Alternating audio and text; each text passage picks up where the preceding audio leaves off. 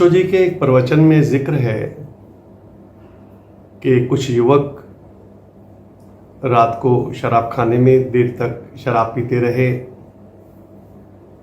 जब शराब कुछ ज़्यादा ही हो गई तो गाना गाते हुए वो शराब खाने से निकले।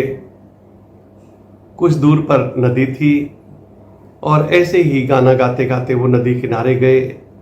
सभी मित्र एक नाव में बैठे और नाव खेनी शुरू की।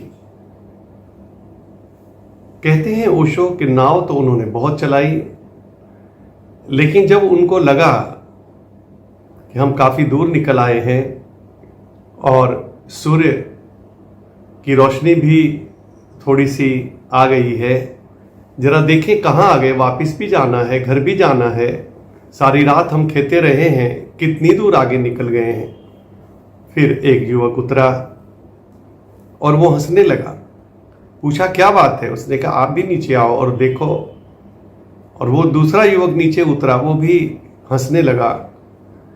ऐसे सारे युवक एक एक करके उतरे और जोर जोर से हंसने लगे, क्योंकि उन्होंने नाव की रस्सी खोली नहीं थी और ऐसे ही सारी रात नाव चलाते रहे।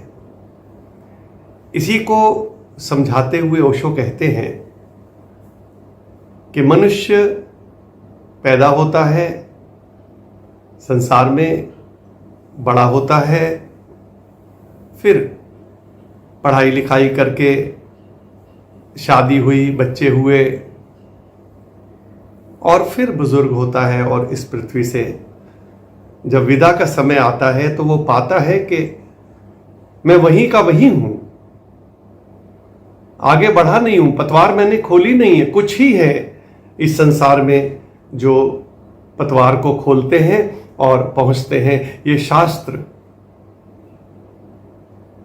ये जितनी भी आज तक पुस्तकें हुई हैं, जितने भी उपनिषद या जितने भी धर्म के ग्रंथ आए हैं, ये रास्ता बताते हैं, रास्ता ही बता सकते हैं।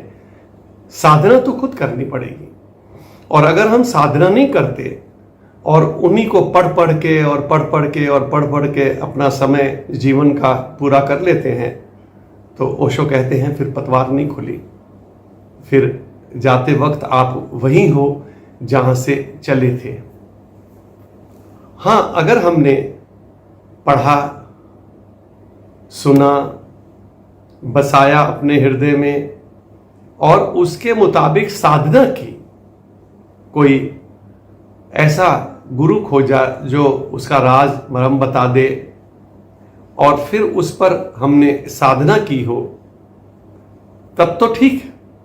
तब तो हम जाते वक्त ऐसे जाते हैं जैसे क्रिकेट के मैदान से कोई क्रिकेट खिलाड़ी ऐसे 100 रन बनाते हुए और बल्ला घुमाते हुए बाहर निकलता है।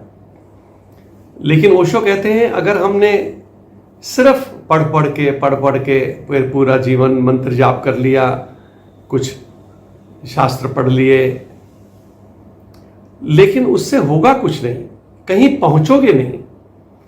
ओशो कहते हैं अगर कहीं पहुंचना है तो नाव की पतवार खोलनी होगी, कहीं से साधना के सूत्र जानने होंगे और फिर उसके मुताबिक साधना करनी होगी।